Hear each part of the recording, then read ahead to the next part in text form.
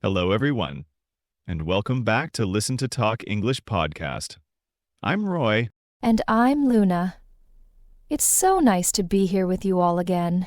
And today we have a super fun topic. We are talking about words, new words, and how to learn them in a fun, easy way.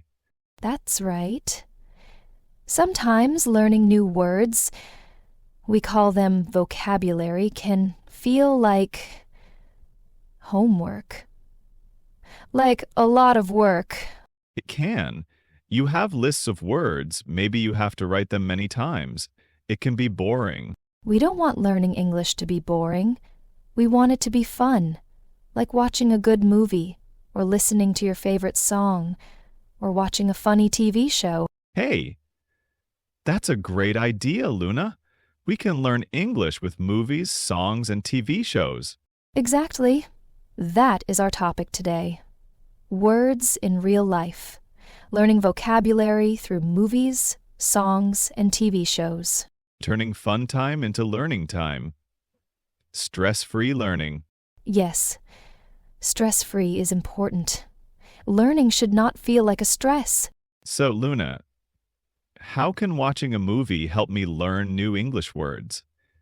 I just watched the movie, right? You can just watch, and you will learn some things, maybe, but to really learn new words, you can do a few easy things. Okay, tell me. I like easy things. Me too. First, choose a movie or a TV show that you like, something you enjoy. If you like action movies, watch an action movie. If you like comedy shows, watch a comedy show. So choose something fun, not something you have to watch. Right. Fun is the most important thing here. When you have fun, your brain is happy, and a happy brain learns better. Okay, step 1. Choose something fun to watch. What's next? As you watch, listen carefully. Listen for words that you do not know. Maybe you hear a word many times, but you don't know what it means. So my ears are open for new words. Yes. Your ears and your eyes. Sometimes you can understand a word from the picture, from what is happening in the movie or show. Like if a character is crying and they say, "I'm so sad," maybe I understand sad means feeling unhappy. Perfect example, Roy. You use the picture and the words together. Okay, I hear a new word. Maybe I see what is happening, but I still don't know exactly what the word means. This is where you can pause. Most movies and shows you watch on a computer or phone, you can pause easily. Okay, Pause the movie and maybe write the word down quickly. Or, if you can, look at the subtitles. subtitles. Yes, that is very helpful. Seeing the word written down. Exactly. If the movie has English subtitles, you can read the word. This helps you see how it is spelled. Spelling is important. Very important. So, you hear the word, you see the word. If you have English subtitles, great. If not, maybe you can guess the spelling or just write the sound you hear. It's okay. Okay, I have the new word now. Maybe I wrote it on a piece of paper. What do I do with it? Now, you can find out what it means. If you are watching on a computer or phone, you can quickly open a dictionary app or a website on your phone. I use my phone or computer to look up the word, like search for the word. Yes, search for the word in an English dictionary. A simple dictionary is best when you are a beginner. It will give you a simple meaning. Like if the word is happy, the dictionary might say, feeling good, not sad. Yes, simple and clear. You want to understand the main meaning. And maybe I can also look at example sentences? Oh, yes. Example sentences are wonderful. They show you how to use the word in a sentence. This is very, very helpful. For example, if the word is big, an example sentence might be, "The house is big." That helps me see how big works in a sentence. It describes the house. Right.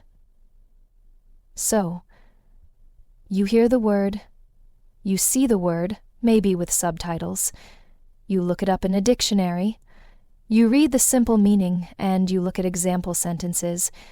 That feels like a good plan for movies and TV shows. What about songs? Songs are often fast. Songs can be fast, but songs are also great for learning. With songs, you can listen many times. True. I listen to my favorite songs again and again. And each time you listen, you can focus on the words. You can find the lyrics online very easily. Lyrics. The words of the song. Yes, I can search for the lyrics. Find the English lyrics. Listen to the song and read the lyrics at the same time. This connects the sound to the written word. That's like subtitles for a song. Exactly.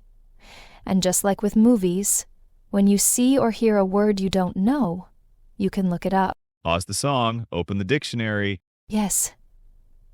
And the great thing about songs is the repetition. You hear the new word many times in the song. This helps you remember it. And sometimes the music can help you remember the feeling or the meaning of the word. A sad song might use words about sadness. Very true. Music creates feeling, and feelings can help us remember. So, watching movies, TV shows, and listening to songs is a great way to find new words in a fun way. It sounds much better than just looking at a long list of words. Much better. It feels more natural. You are learning words in context, in real situations, even if it is a movie situation. So, we have found new words. Now, how do we keep them? How do we remember them for a long time? That is a very important question. You need a place to keep your new words. A personal dictionary. Arto, a personal dictionary. I like that name. My own book of words. Yes. Your own word system. It is a place where you write the new words you learn. Why is a personal dictionary good? I already have a big dictionary. A big dictionary has all the words. Your personal dictionary only has the words you are learning right now. The words that are new to you. Ah, so it is special. It is my words. Yes. And when you write a word in your personal dictionary, you are doing something active. You are using the word. This helps your brain remember it. So it's not just reading the word, it's writing it down. Exactly. Writing helps you learn. And in your personal dictionary, you can write more than just the word. What else can I write? You can write the simple meaning of the word, the meaning you found in the dictionary. Use simple English for the meaning. Okay. Because only word and its simple meaning. Yes, and you can write an example sentence using the word, an example sentence that you create. My own sentence? Not the one from the dictionary? Your own sentence is even better. It makes you think about how to use the word. For example, if the new word is friend, and you learned it from a TV show about two friends named Tom and Sarah. Tom and Sarah. Like in that show Friends? Yes, like in Friends. You could write, friend, a person you like and know well. My friend Sarah is nice. You use the new word in a sentence about something you know or think about. That makes it personal. My friend Sarah is nice. I can imagine that. Right. Or if you learned the word run from a movie about a fast car, you could write, run, to move quickly with your legs. The car can run very fast. Even if a car doesn't run like a person, it helps you think about the meaning of fast movement. Though drive fast is better for a car. But the idea is to use the word in a sentence that is easy for you to remember. Okay, so in my personal dictionary, I have the new word, the simple meaning, and my own example sentence. Perfect. And maybe you can also write where you learned the word, like from the movie Toy Story, or from the song Let It Be. Oh, that's a good idea. It helps me remember the context. Yes. So, your personal dictionary is a place for the new word, the simple meaning, your example sentence, and where you found the word. This sounds like a really good system. It's personal, and it helps me use the word. It is. It helps you make the word yours. Now the big question. How should I keep my personal dictionary? Should I use a notebook or use notes on my phone or computer? Ah, the big debate. Notebook versus phone notes. What do you think, Roy? A notebook feels classic. Like school, you have a physical book you can write with a pen. Yes, there is something nice about writing with a pen in a notebook. And you don't need battery power. If my phone is dead, I can still use my notebook. True. And for some people, the action of writing with a pen helps them remember better. I think I read something about that. Writing by hand uses different parts of your brain. It does. So, a notebook can be very good for learning and remembering. It's simple, always ready if you have a pen. What are the good things about using notes on my phone or computer? Well, your phone is usually with you everywhere, right? Yes, my phone is always in my pocket. So, if you hear a new word when you are not at home, you can quickly add it to your phone notes. You don't need to wait until you get home to find your notebook. That's true. It's always with me. I can capture the word right away. With phone notes, you can easily search for words. If you want to find a word you wrote down last week, you can just type the word and your phone finds it quickly. Oh, that's very helpful. In a notebook, I have to look through all the pages. Yes. Also, on your phone or computer, you can easily edit your notes. Maybe you want to add another example sentence later, or make the meaning clearer. So, it's easy to change and organize. Yes. And you can often add pictures or recordings to notes on your phone, depending on the app you use. Though for a simple word dictionary, that might not be necessary. Okay, so, notebook. Good for remembering with writing, no battery needed, feels classic. Phone notes, always with you, easy to search, easy to change. Exactly. So, which one is better? I think it depends on the person, Luna. You are exactly right, Roy. There is no one best way. The best way is the way that works best for you. If you like writing by hand, maybe a notebook is better. If you like using technology and searching quickly, maybe phone notes are better. Yes. Or maybe you use both. Maybe you quickly write a word in your phone notes when you are out, and then later you write it more carefully in your notebook. Oh, that's a smart idea. Use the phone for quick capture and the notebook for more careful learning. Yes.